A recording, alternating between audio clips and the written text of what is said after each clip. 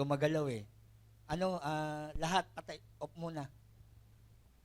Yun. Yung gitara yun. Na-off ako eh. Number 2 ko. Ayusin ko yung sarili. Ayun. Praise God. Amen. So, praise God at tayo po ay muli pong makakapag-aral po ng kanyang salita. At salamat po. At sa pagkakataon pong ito. At 2 linggo na naman po tayong hindi nakatulog dahil dahil tayo po ang na-assign. So, praise God, no po?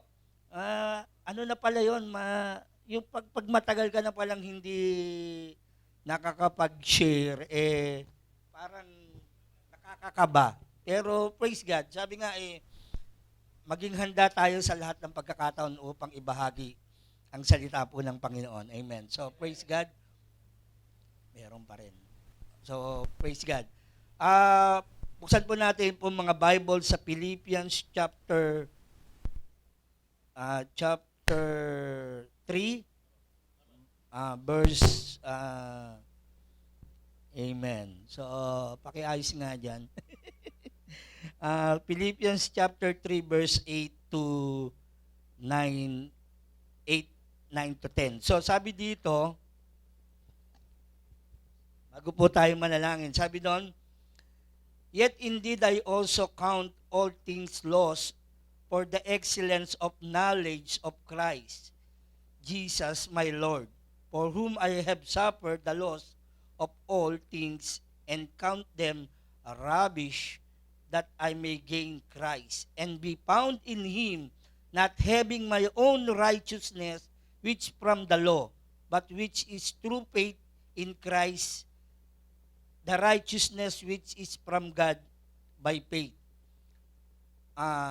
Verse 10, "That I may know Him and the power of His resurrection and the fellowship of His suffering, being conformed to His death." So, yun po yung pong ating pong pamilyar pong talata po ito, at sa bawat isa po sa atin, alam po natin na may sarili tayong kapahayagan. Sabi doon, bago po tayo dumako pa doon sa mensahe po natin, tayo muna po ay manalangin. Maraming Diyos, salamat po ng marami sa Santong Espiritu mo na kanina pa sa amin ay gumagabay at bigyan po kami ng listo at buhay ng pag-iisip at kaunawaan. Katulad ng panalangin ni Paul na buksan mong aming mga mata, mga aming spiritual understanding upang maunawaan pa po namin ang mga kapahayagan mo sa gabi pong ito, Panginoon. Salamat po ng marami. Patuloy ka ng pinupurit, pinapasalamatan sa pangalan po ni Jesus. Amen and amen. So, sabi po doon, ang Book of Philippians po ay tinawag po nilang Book of Joy o Book of Rejoice. So, bakit po? Kasi po 16 times po binanggit po yung joy and rejoice. So, 16 times. So, kung titignan po natin, pero hindi po yun ang aking mensahe. Ang title po ng ating mensahe, "Lord, I want to know you more." Yan. Parang kanta lang, ano? So sabi doon, sa bawat isa po sa atin, iba't iba ang pagkakakilala natin sa Panginoon. So, dito po si Pablo, nung isinusulat niya po to, halos kalahati ng kanyang mga epistles ay naisulat niya nung siya po ay nakakulong. So, dito po sa Pilipos po, siya po ay nakakulong. So, nakakulong po siya doon, and then sabi niya, habang siya nakakulong, ay andun po na marami po siyang mga kabigatan dahil marami pong ginagamit ang pangalan ng Panginoon para sa kanilang pangsariling kapamaraanan. So, dito po, sabi po na ang bawat isa po sa atin ay may kanya-kanyang pagkakaunawa kung sino si Kristo Jesus sa buhay po ng bawat isa po sa atin. At nang sabi po ng Panginoon sa Matthew chapter 16, verse 13 and 17, tinanong niya po ang kanyang po mga alagad. Matthew 16, 13 and 17. Tinanong niya po ang mga alagad. Sabi niya, "Kayong mga alagad ko, sino ba ako sa palagay ninyo?" At marami pong sabi nila, ikaw po ay isa pong propeta. sabi po na ikaw po ay si John the Baptist, at may nagsasabi naman po ikaw po ay si Isaiah o si Jeremias. Pero sumagot siya, kayo, ano ang pagkakakilala niyo sa akin? Bigla pong sumagot po si Peter, sabi niya, ikaw po ang anak ng Diyos na buhay. So sabi po ng Panginoon, Pedro, pinagpala ka sapagkat hindi ito inireveal ng tao sa iyo, kung hindi ito ay inireveal sa iyo ng aking Ama. So, doon po makita po natin na ang revelation po ay hindi lang nagmumula po sa tao, o hindi po nanggagaling po sa pagkaunawa natin sa salita po ng Panginoon. So, ang Panginoon po ang nagsalita, ang Ama po ang nagsalita kay Pedro na si Jesus ang kanyang minamahal na anak. So, andun po na makikilala po natin ang isang tao kapag ito po ay, halimbawa sa atin, kung gusto mo po siyang makilala, kailangan alamin mo kung ano pangalan niya, ano birthday niya, ano gusto niya. So, parang dati, yung high school kami, Islam book. So, wala. Islam book, dati, di ba? What is your name? Favorite color? Favorite ganito, song? So, marami. So, doon malalaman niya kung kung ano yung gusto ng crush mo. So, hihiramin yung Islam book doon sa, pero mga Islam book mo, gusto kong maalam kung ano yung gusto ni ganito. So, yung crush mo. So, ay, gusto niya pala red. Gusto niya pala blue. So, gano'n. Ngayon, gagawin mo na, magsusuot ka naman. Ay, paborito kong kulay yan, di ba? So, andun na unti-unting nakikilala mo siya, di ba? Ganun yun. So, sabi doon, si Paul sabi niya po doon, I count it lost. Lahat pong ito ay baliwala.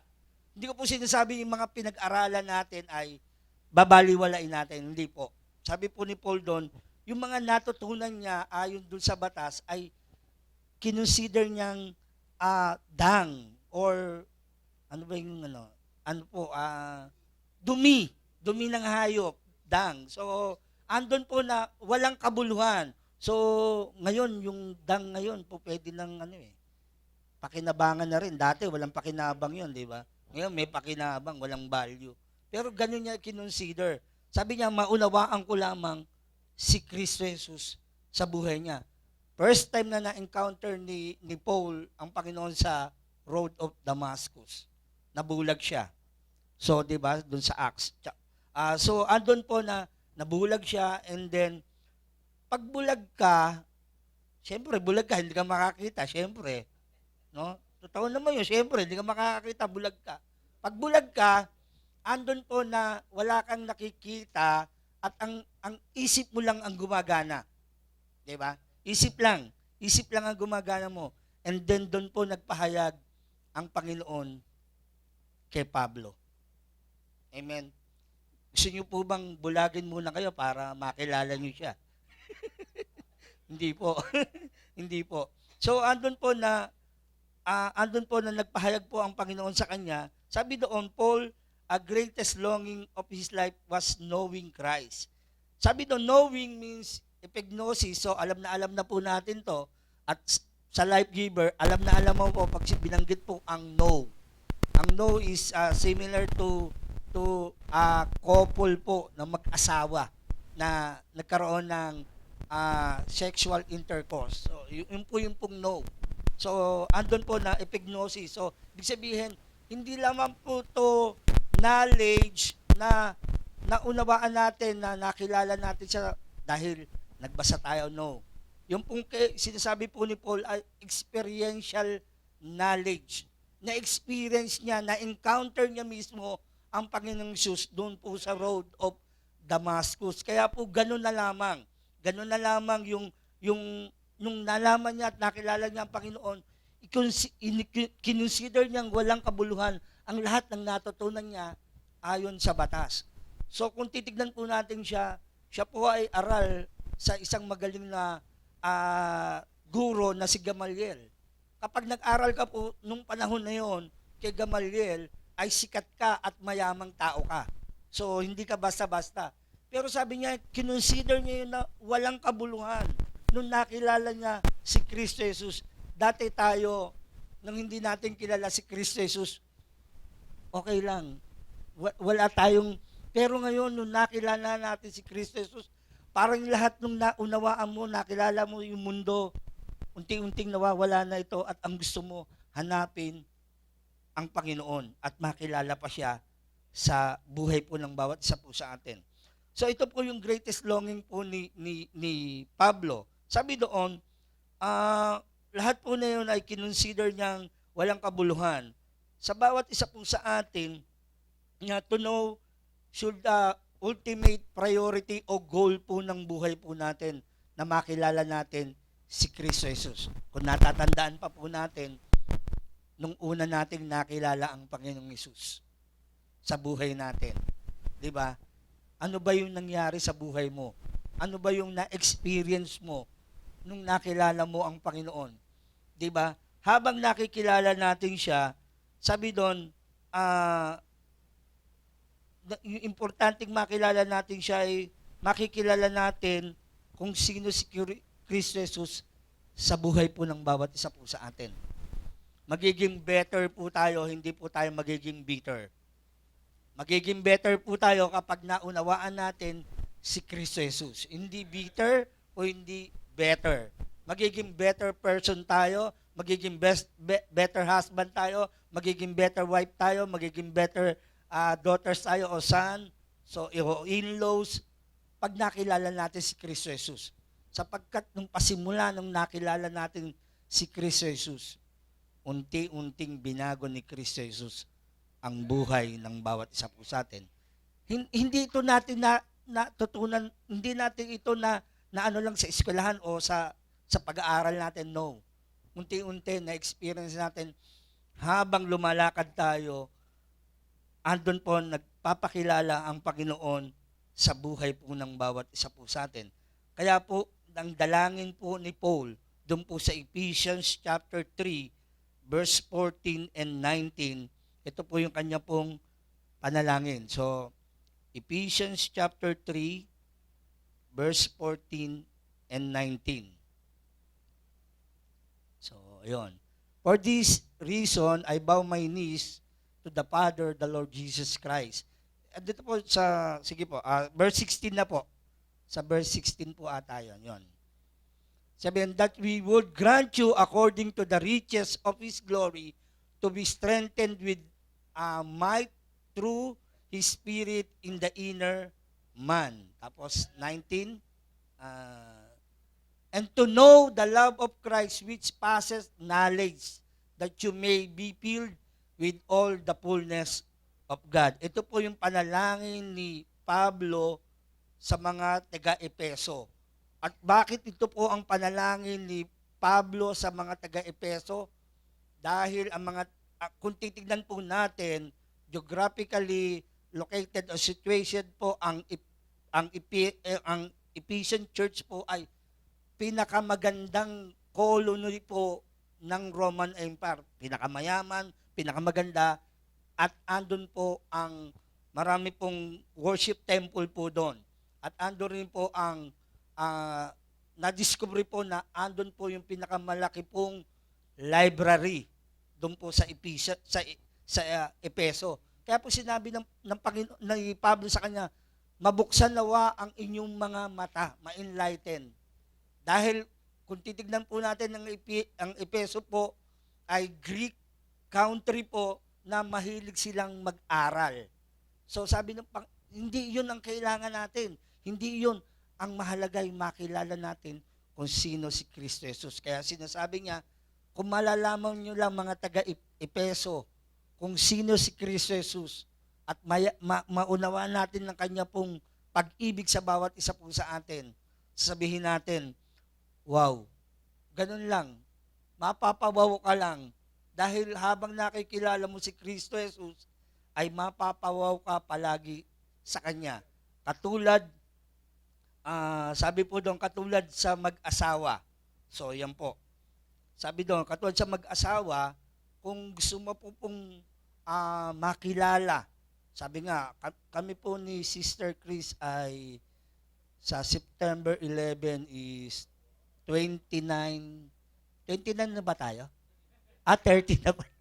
Sorry, kulang pala ng isa. 30. So talagang kikilalanin mo pa. Ah, 30 na pala kami. So, hallelujah. So 30 years na po kami. So doon po sa 30 years namin, parang palagi kami nag-aaral. Pinag-aaralan namin ang bawat isa sapagkat ang pagkakakilala ay hindi lang one time. It's a lifetime po ang pagkakaunawa at pagkakakilala sa mag-asawa, ganun din sa Panginoong Hesus. Habang tayo ay nabubuhay sa planet Earth na ito, mag-aaral at patuloy magpapakilala ang Diyos kung sino siya sa buhay ng bawat isa po sa atin. Amen? Iba-iba po ang kwento natin, iba-iba po ang karanasan natin, may iba-iba tayong karanasan patungkol sa Panginoong Hesus. Hindi ko sasabihin, ang karanasan ko, eto, at sasabihin natin, ganito lahat. No. Iba-iba po ang naging karanasan natin nung nakilala natin si Kristo Jesus. Amen? At nung nakilala natin siya, unti-unti tayong nagbago. We have learned to see yourself as God sees you. So nakita natin sarili natin kung paano tanawin tayo ng Diyos. Ang nakakalungkot po ay maraming mga Kristiyano hindi kilala kung sino sila sa harapan ng Diyos. At ito po ang gusto ng kaaway, na turuan tayong wag malaman natin kung ano ang posisyon mo, kung ano ang kalagayan mo, at kung ano ang ginawa ni Kristo Jesus sa buhay ng bawat isa po sa atin. Ang pangunahing plano ng kaaway ay hindi pahirapan ka, hindi bigyan ka ng mga problema, kabigatan, no. Ang unang pakay niya ay yung identity mo ay nakawin niya. Agawin o itago yung kung sino ka sa harapan ng Diyos. Amen? Yun ang pangunahing gawain ng kaaway, yung identity theft na tinatawag, na nakawin yung ating identity sa harapan ng Diyos. Sapagkat alam niya, kapag ito po ay nasira o nawala, hindi natin nalaman kung sino tayo, mawawala na rin ang kapangyarihan ang bawat isa sa atin. Amen? Mawawalan tayo ng kakanyanan, maunawaan kung ano ang kalagayan mo sa harapan ni Kristo Jesus. Kung ano ang pagtingin ng Diyos sa iyo, sabi doon, now you see yourself as God sees. You are accepted, you are forgiven, you are righteous, you are justified, you are redeemed, and you are highly favored by God. Yun ka sa harapan ng Diyos. At yun ang gusto niyang maunawaan natin. Habang nakikilala natin siya, ay, yung pala ako. Kung paano si Kristo, ganun din ang bawat isa po sa atin. 1 John 3, 1 and 2. 1 John 3, 1 and 2. Kung paano siya, ganun din ang bawat isa po sa atin. Kaya po, sabi ko nga po, sa tinagal-tagal ni Pablo na naglilingkod sa Panginoon, itong Philippians na ito, ang sinabi niya, Lord, I want to know you more. Ilang taon naman naglingkod si Pablo? Ilang pagsubok na ba meron nagawa si Pablo? Amen, marami na. Kaya po ang Book of Philippians, sabi niya, kapag kilala mo ang Diyos sa buhay mo, magagala ka lang at ngingiti ka sa gitna ng problema. Sabi nga ng kanta ng mga bata, if Christ in my vessel, I can smile at the storm until He reach me home. Amen? Tinula ko na lang kasi baka mahirapan pa kayo pag kinanta ko . So andun po na maunawaan natin na po na si Pablo, sabi ko, Lord, ano bang meron tong si Pablo na sa kabila ng mga pangyayari sa buhay niya, hindi siya nag-give up. Sa kawalan, batuhin, na-shipwreck ilang beses, dalawang beses, tapos natuklaw ng ahas, tapos pinagbabato. So, ang daming nangyari sa kanya. Pero sinabi niya doon, Lord, I want to know you more. Hallelujah. tayo, ilang taon na ba tayong mananampalataya? Ako, sa church, 28 years na po ako sa church. Ano po, 28 years, full time. Pero kung sasamahin po natin, mahigit 30 years na po ako sa Panginoon. So, sabi nga doon, hindi yung haba hindi yung tagal. Kung hindi po kung paano ka lumalakad paunti-unti at nakikilala mo si Kristo Jesus. Habang nagiging closer tayo sa Panginoon, binabago niya ang buhay natin araw-araw. Binabago niya ang buhay natin araw-araw. Araw-araw may pagbabago habang nakikilala natin si Kristo Jesus. Sabi doon,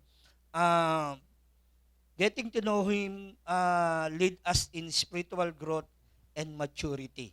Sabi ni Peter sa 2 Peter 3:8, grow in grace. Kung titignan po natin ito pong book of 2 Peter, nung sinabi niya po, grow in grace, kung titignan po natin yung Peter, 1 Peter, yung pong book of Peter, unang Pedro, so kung titignan natin, pag-aaralan natin yon, ang laki po ng diferensya nung sinabi niya na po yung must grow in grace. Sapagkat yung pong pagkakaunawa ni Pedro doon po sa 1 Peter ay parang mababaw pa. Kung titignan po natin, at ayon po sa pag-aaral, iba po ang writings ni Pedro doon nung isinusulat niya yung 1 Peter. And then, nung 2 Peter po, nung sinulat niya po, ibang klase na. Yung glory, yung grace ng Panginoon, in-emphasize niya na. Sapagkat si Pedro ay naunawaan habang lumalakad siya sa Panginoon. Although na mahabang panahon niya, 3 taon niya nakasama ang Panginoon. Pero noon, sabi niya, I know Him in the flesh lang. Sabi nga ni Pablo. So, minsan naunawaan lang natin siya kung sino lang si Jesus. Sa kwento, sa libro, o whatever. Pero habang lumalakad po tayo sa ilalim po ng grasya, maunawaan natin at mas lalong lumalalim ang pagkakaunawa natin sino si Kristo Jesus sa buhay ng bawat isa sa atin. And sasabihin natin, Lord, katulad ni Pablo, Lord, I want to know you more. Amen. At yun po yung pong battle cry ni Pablo. Kaya po habang gusto niyang makilala ang Panginoon, maraming mga pagsubok, maraming problemang dumating sa kanya, pero habang dumarating to, lalong nagpapakilala ang Diyos sa gitna ng problema, kabigatan sa kanya, kung sino si Kristo Jesus sa buhay ng bawat isa po sa atin. Amen? Naging ang Panginoon po ay naging manggagamot niya. Naging kalakasan niya. So sa bawat isa sa atin na na-experience natin yung kawalan, di ba? Pero sinabi niya, my God shall supply all my needs. Amen? Hindi siya nag-aalala. Sapagkat kilala niya at nauunawaan niya kung sino si Kristo Jesus sa buhay ng bawat isa po sa atin. Kung tayo po ay makikilala natin ang Diyos nating pinaglilingkuran, bakit tayo matatakot? Amen? Bakit tayo matatakot? Di ba? Sabi nga ni Pastor Angel, bakit tayo matatakot? Kasama natin siya. Na kailanman nakita ni Pablo ang mighty hands ng Panginoon, ang provision ng Panginoon ay hindi nagkulang sa kanya sapagkat kilala niya ang Diyos na kanyang pinaglilingkuran. At alam din ng Diyos kung ikaw ay Las Vegas na kayang-kaya niyang i-provide to. Amen. So, alam niya ito. Pag Las Vegas ka na, alam niya na. At lalo na may Judith, nako, mas lalong alam ng Panginoon niya si Judith. Kaya, hallelujah. Hallelujah. Ando na kilala natin. Habang nakikilala natin siya, nagbabago tayo. Sabi doon, third, that I may know Him, to know Him is a matter of personal matter of dealing. Sa verse 10 po, sabi doon, personal po to. Personalan na po ito. Wala pong kinalaman si Bishop o ang The Life Giver Church sa pagkaunaw o meron kaming siguro bahagi, pero kung gusto pa nating maunawaan na po si Kristo Jesus sa buhay natin, meron po tayong parte. Meron po tayong part. Gusto natin maunawaan pa si Kristo Jesus sa buhay natin, may part ang bawat isa po sa atin. Amen.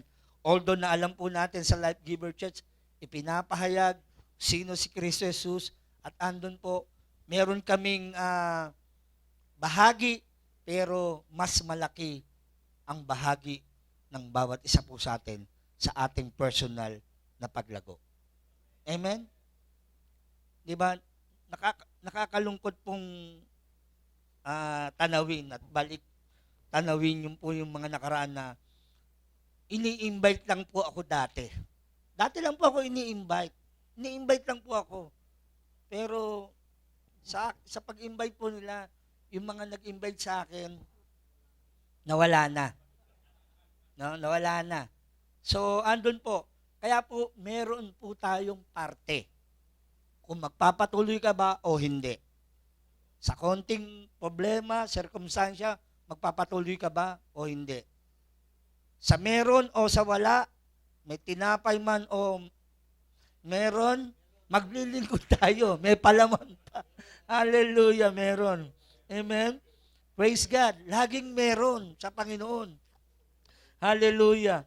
Kapag po dumarating po yun, meron, Lord. Hallelujah. Amen.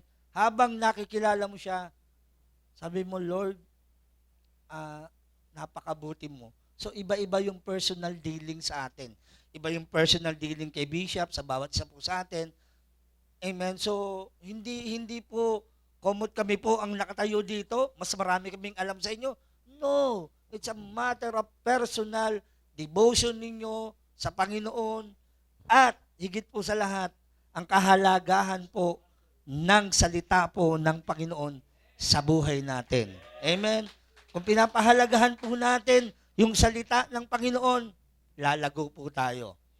At kung gusto po nating makilala po siya, nasa salita na po ng Diyos. Amen. At sabi nga po doon, ito pong nakakaraang buwan, ito pong buwan na to, ibinabalik po tayo doon sa basic, basic na pagkakaunawa natin sa salita po ng Panginoon. Sabi doon, kung gusto pong makilala siya personal, kailangan mag-involve ka. I-involve mo ang sarili mo sa taong gusto mong makilala. Amen. Kahit malayo at gabing-gabi na at mahirap at nakakatakot puntahan ang matansa, killing field po yun eh. Pumunta po ako. At pumunta po ako doon sa bahay nila Ate Chris na upang makilala lang siya. Although na nakakatakot po magpunta po doon sa Matanza, doon po sa Katayan po nung, di ba? Dati, oo. So, andun, kailangan may personal involvement ka po para makilala mo siya. At sabi doon, be ready to identify yourself to His concern. Ano po? Ano ba yung gusto niya ng Panginoong Hesus? Buhay po ng bawat isa po sa atin. So, ganun po, lahat po ng kung ano yung gusto, kailangan po may personal po tayo. Sabi nga po niya sa mga alagad, hindi niyo man lang ba ako sasamahan manalangin kahit isang oras man lang? So, andun po, no? Kung gusto nating, hindi naman po persahan, hindi naman po sapilitan, kung gusto pa natin lumago, maunawaan natin si Kristo Jesus sa buhay po natin, nasa salita po ng Panginoon. Amen? Sabi nga, yung mga books, makakatulong, pero hindi po yun. Ang Biblia, no po, ang tutulong sa atin upang ipakilala si Kristo Jesus sa buhay ng bawat isa po sa atin. Kaya po si Pablo, gano'n na lamang ang concern niya na maunawaan pa natin. At gano'n siya karubdob manalangin sa bawat isa po sa atin na maunawaan natin at makilala natin ang Panginoon. Sabi doon, you really don't want Jesus if you want something or someone else sa kanyang buhay, sa buhay po ng bawat isa po sa atin. So kung may pinapahalagahan po tayo, hindi ko naman sinabi, ubusin natin yung oras natin. No. No? Kung meron tayong time, kami po, iba-iba kasi ang pag-aaral natin ng salita eh.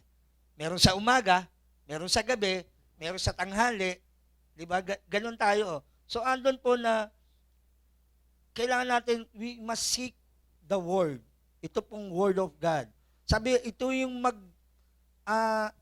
mag-i-illuminate sa atin at makikita natin ang kapahayagan ng Panginoon kung sino siya at magpapakilala siya sa kanyang mga salita. Wala na pong ibang magpapahayag kung hindi po ang kanyang mga salita at ang kanyang mga lingkod na ginagamit kung sino si Kristo Jesus. Katulad po ng naalala ko po yung mga Berean church, mga Berean, yung Berean po. Habang nangangaral po si Pablo, nagse-search po ang mga Berean believers that time kung ano yung sinasabi ni Pablo sa scripture. And then sinesearch po nila day and night. Ganun po katindi po yung pong mga Berean. Naalala ko po yung isang pastor na naging bisita po natin na Berean, ano pastor, no? Si pastor, yun na. So, andun po na, sabi niya, may nagsabi po kasing pastor na ginanyan niya po yung Bible. Sabi niya, wala nang word, as the Spirit leads. Sabi po nung pastor, Brad, hindi po pwede yan. Berean to, Berean. Sabi niya ganun. Gumanon po siya. So, nakita ko po doon sa tao na yung pagpapahalaga niya, sapagkat lahat na ipinapahayag po namin ay ma-check nyo sa salita po ng Panginoon. Wala po kami ibang sinasabi. Siguro yung mga additional na sinasabi po namin ay to enhance yung pong Word of God. No po? Yung mga example po namin. So andun po na sa bawat isa po sa atin, we must seek the Word of God. Sapagkat yung Word of God lamang ang magpapabago sa isipan natin kung sino si Kristo Jesus sa buhay ng bawat isa po sa atin. Amen? Wala na pong iba. Wala na pong ibang makakapagpabago sa isipan po natin kung hindi po ang Word of God. Dati po, hindi po ako marunong magbuklat po ng Biblia. Nung umaten po ako sa Life Giver at unti-unti bumili na po ako ng Bible. Hindi pala. Binigyan pala ako. Binigyan ako and then bumili po ako. Bumili po ako kay Sister Ena pa noon pinapautang niya yung NIV na ano. Tapos po yun, ang ganda. Tapos bumili pa po ako ng isa pa po uling Bible, second hand lang. Living Bible pa. Doon po sa PCBS. Tapos medyo nagkapera ng konti, bumili po ako ng Open Bible. Tapos nagkapera ulit, bumili ko ng NIV, and then bumili po ako ng Thompson, hindi po yung barel, Bible. So, siguro po mga 8 o 10 po yung pong Bible na meron ako. Pero hindi ko po pinagmamalaki yun, kung hindi po, ang gusto ko lang maano natin, pahalagahan natin ang salita po ng Panginoon. Kahit yan Tagalog lang na Bible, okay po yan. Unless hanggang ito po ay binabasa natin. Alam niyo po, sa pagbabasa po natin, sabihin nakakatamad magbasa, sa totoo po, nakakaantok magbasa. Nakakaantok po talaga. Kaya yung Bible, pampatulog sa iba. Pero habang binabasa po natin ito, lumalabas po o nagliliwanag sa puso po ng bawat isa po sa atin, sa isipan natin, at unti-unti niya po itong binabago at nagpapaunawa. Eto ako anak. Eto ako sa iyong harapan. Amen? So, andun po na sa bawat isa po sa atin, we must seek the Word of God, how you can say you want Him, and sabi nun, na hindi naman tayo nag-spend ng time sa Kanya. Sinasabi na, Lord, I love you, Lord. Pero, Hindi man lang tayo nag-spend ng time sa Kanya. Di ba? Kailangan mag-spend po tayo ng time sa Kanya. Kung gusto po natin ng, sabi nga, yung binabasa natin, mag-illuminate po ng isipan po natin, and then yung relation po natin, yung pong tinatawag nating devotion sa Kanya, magbibigay naman po sa atin ng revelation kung sino siya sa buhay ng bawat isa po sa atin. Kaya po, spend time sa Kanya at sa Kanyang Word of God upang makita po natin, makilala pa natin siya sa buhay po ng bawat isa po sa atin. Sabi doon, you cannot truly love Him until we cannot truly love Him until the truly know Him. Hindi natin siya maiibig kung hindi natin siya nakikilala. Kaya ko po pinakasalan ng aking pong misis, nakilala ko siya. Ay, nakilala niya pala ako. Binaliktad din, no? So, nakilala ko po siya dahil kaya ko siya pinakasalan. Amen.